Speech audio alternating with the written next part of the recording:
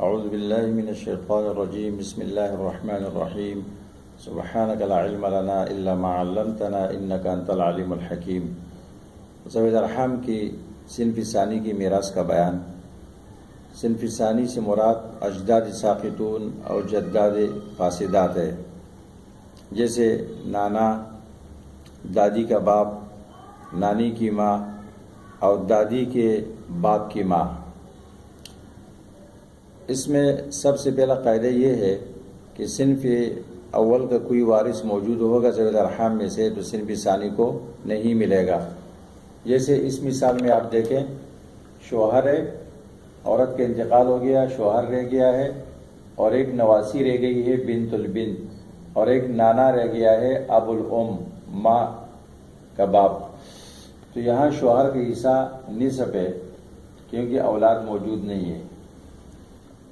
بیٹی کی اولاد اگرچہ موجود ہے لیکن یہ ذوی الارحام ہے، اس سے شوہر کا حصہ ربع نہیں بنے گا، تو نصف کے مخرج 2 سے مسئلہ بنے گا، شوہر کو ملے گا نصف، اور باقی جو نصف بچا، یہاں پر اب 2 قسم کے ذوی الارحام ہے، بنت البنت، ایک نواسی موجود ہے اور ایک ابو الام نانا موجود ہے۔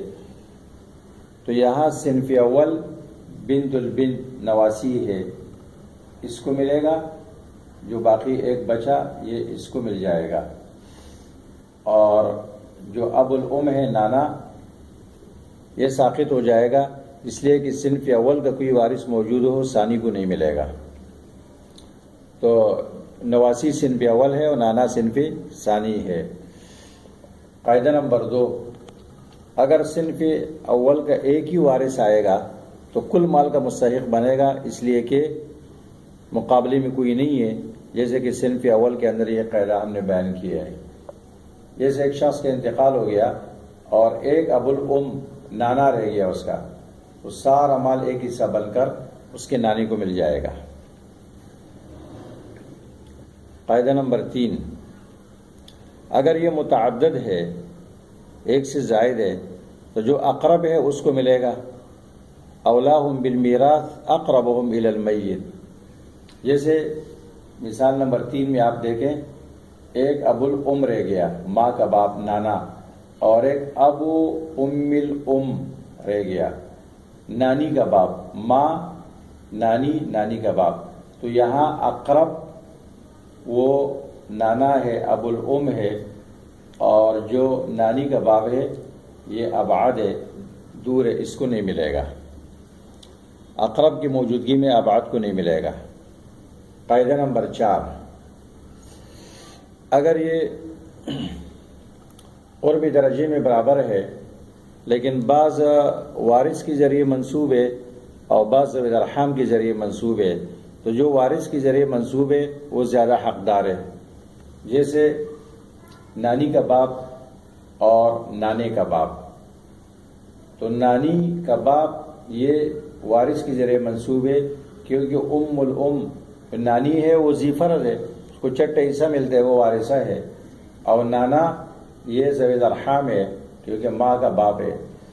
تو یہاں بھی سارا مال ایک حصہ بن کر نانی کے باپ کو ملے گا کیونکہ وارث کے ذریعے منسوب ہے، اور جو نانے کا باپ ہے یہ محجوب ہو جائے گا۔ اس کے بعد قاعدہ نمبر 5 یہ ہے کہ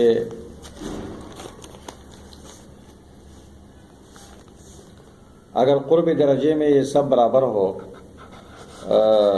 سب وارث کے ذریعے منسوب ہو یا سب ذوی الارحام کے ذریعے منسوب ہو، تو پھر ان کی 2 حالتیں ہیں۔ پہلی حالت یہ ہے کہ جہت قرابت ان کی متحد ہے یا مختلف ہے۔ اگر جہت قرابت متحد ہے تو پھر اس کی 2 صورتیں ہیں، اصول کی صفت متفق ہے یا اصول کی صفت مختلف ہے۔ اگر اصول کی صفت متفق ہے تو وہاں تقسیم علی الابدان ہوگی، اور اگر اصول کی صفت مختلف ہے تو پھر جس بطن میں اختلاف ہے پہلے وہاں تقسیم ہوگا اور پھر ان کی میراث آگے منتقل کی جائے گی۔ دیکھو اس مثال میں آپ دیکھیں کہ اصول کی صفت یہاں متفق ہے، تو ذکورت اور انوثت میں اصول کی صفت متفق ہے، یہاں تقسیم علی الابدان ہوگی۔ نانے کے باپ کو 2 حصے ملیں گے اور نانی کے ماں کو 1 حصہ ملے گا۔ للذکر مثل حظ الانثیین، تقسیم علی الابدان ہوگی۔ اور اگر اصول کی صفت مختلف ہے تو پھر جہاں اختلاف ہے وہاں تقسیم کیا جائے گا۔ جیسے یہاں پر یہ بطن اول میں اختلاف ہے، یہاں 3 سے مسئلہ بن جائے گا اور 2 حصے ملیں گے نانی کو، باپ کے باپ کو، اور 1 حصہ مل جائے گا دادی کو۔ پھر ان کی میراث نیچے منتقل کی جائے گی۔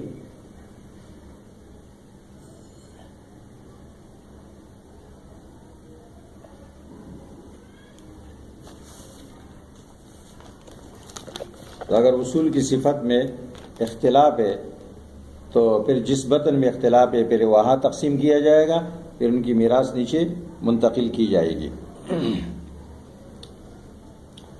اور اگر جہت قرابت میں اختلاف ہو، بعض جہت اب کی وجہ سے منسوب ہو اور بعض جہت کی وجہ سے، تو وہاں ثلثان قرابت اب والوں کو ملے گا اور ثلثان قرابت اب والوں کو ملے گا جو کہ باپ کا حصہ ہے، اور ثلث قرابت والوں کو ملے گا جو کہ ماں کا حصہ ہے۔ گویا کہ ہم یوں سمجھیں گے کہ ماں باپ رہ گئے، تو جب ماں باپ رہ جائے تو فَلِأُمِّهِ الثُّلُثُ، ثلثان اب کا ہوتا ہے۔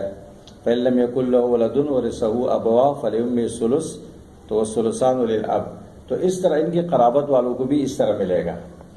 جیسے کہ اس مثال میں آپ دیکھیں قاعدہ نمبر 7 میں، یہاں پر ایک دادی کا باپ رہ گیا اور ایک نانے کا باپ رہ گیا، تو یہاں مسئلہ 3 سے یہاں بنا دیا گیا ہے، 3 سے مسئلہ بنا دیا گیا۔